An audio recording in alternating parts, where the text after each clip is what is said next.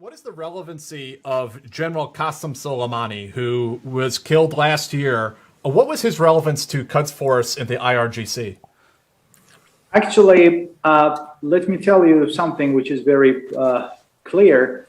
I personally believe that Soleimani had a destructive role in the region. He was main ally of Ahmad Mogheniev, the famous terrorist of Hezbollah, or bin Laden, or Zarqawi, and other terrorists in the region. And his personal charisma was based on IRGC's propaganda to sell his face as a national hero, but he was a criminal only. And he was a bloodthirsty wolf in the darkness, and he caused an instability in the region. He had a very established ties and personal relationship with the Iranian regime leader Ali Khamenei, and we can say that literally he was an icon of the regime's brutality, and his mindset was based on anti-Americanism and anti-Semitism.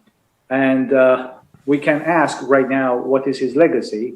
The emergence of radicalism or Islamic terrorism in the region probably will be his legacy in the history. How before moving on, I just had to ask, how detrimental do you think his killing is to the IRGC and Quds Force? In other words, has it set them back? If so, how far? Personally, I believe it was a great decision because they wanted to eliminate his role in the field, in the battlefield, because he wanted to attack the American forces not only one time, many times. For the first time, it was 2007, that General David Petraeus announced publicly that this guy, he supported terrorist Shia groups in Iraq to kill the American forces or another Western allies. And in that moment, I was in Iraq.